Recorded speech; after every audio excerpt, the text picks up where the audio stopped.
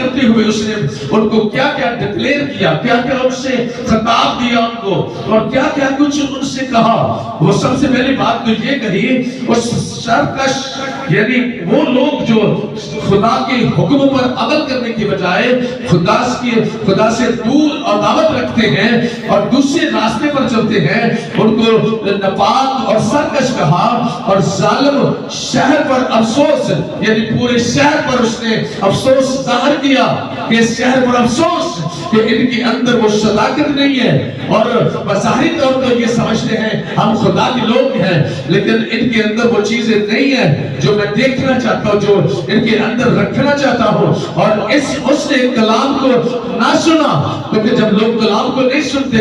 تو ان کے اندر یہی چیزیں پائی جاتی ہیں، وہ سرکش ہوتے ہیں، باغی لوگ ہوتے ہیں، ظالم ہوتے ہیں، بے انصاف ہوتے ہیں، یہ سب چیزیں ان کے اندر پائی جاتی ہیں۔ کیونکہ انہوں نے کلام اگر کوئی سنتا ہے، کسی قوم کے اندر کسی شخص کے اندر کلام ہو تو وہ کبھی بھی ان سے ڈرتا ہے، پھر وہ کہتا ہے نو نو نو یہ کام میں کبھی نہیں کر سکتا، کیونکہ میں چاہتا ہوں ان کاموں کو کرنے کی وجہ سے میری زندگی کے اندر بہت خلا ہو جائے گا، میں خدا سے دور ہو جاؤں گا، خدا مجھ سے دور ہو جائے گا۔ اگر ہم خدا سے دور ہو جائیں تو خدا کو کوئی فرق نہیں پڑتا، اگر خدا ہم سے دور ہو جائے ہمیں بہت فرق پڑتا ہے، ہمیں کوئی چھڑانے والا نہیں ہوتا، ہمیں کوئی بچانے والا نہیں ہوتا، ہمیں کوئی مخلصی دینے والا نہیں ہوتا۔ یسوع اسی لیے تو دنیا میں آیا ہے کہ ہمیں مخلصی دے، ہاللویا، ہمیں نجات دے، ہمیں چھڑائے، ہمیں بچائے، ہمیں گناہ سے، ہمیں ہر طرح کے بے انصافی سے وہ انصاف دیکھنا چاہتا ہے۔ اس لیے تو اس نے کہا کہ عمراء جو دولت مند ہے،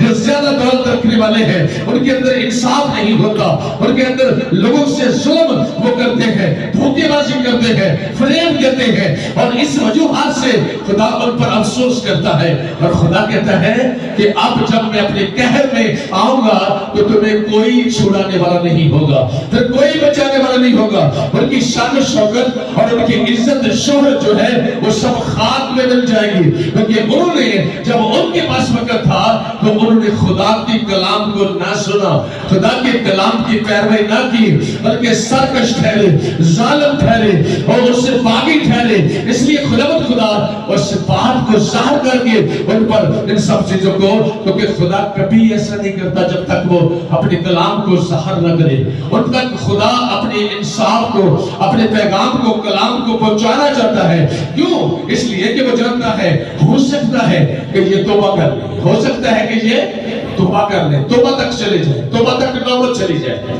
میں تھوڑا سا آپ کو اگر بتاؤں تو نینوے شہر کے اندر یونا کو کیوں بھیجا تھا خدا نے؟ خدا ایسا نہیں کرتا خاموشی میں کہ کسی کو مار دے، کسی کو ہلاک کر ڈالے، کسی کی جان لے لے، خدا کبھی ایسا نہیں کرتا۔ خدا سب سے پہلے لوگوں کی زندگی کے اندر کلام رکھتا ہے، کلام کو بھیجتا ہے۔ اگر وہ کلام کو سن کر ان کے دل جو ہے وہ تبدیل ہو جائے تو خدا کی یہ چاہت ہے، خدا کی یہ چاہت ہے کہ ہم تبدیل ہو جائیں، ہم توبہ کریں، ہم انصاف کی طرف جائیں، ہم خدا کی طرف جائیں، ہم سرکش نہ ٹھہرے، ہم باغی نہ ٹھہرے، ہم ظالم نہ ٹھہرے۔ خدا ہماری زندگیوں کے اندر یہ سب چیزیں دیکھنا چاہتا ہے جو انصاف کی ہیں، جو ہر اچھی چیزیں ہیں جن سے خدا خوشی مناتا ہے، جن سے خدا خوش ہوتا ہے۔ اور اسی طرح سے بتا دیا کہ جو قاضی جو ہے وہ بھیڑیے ہیں،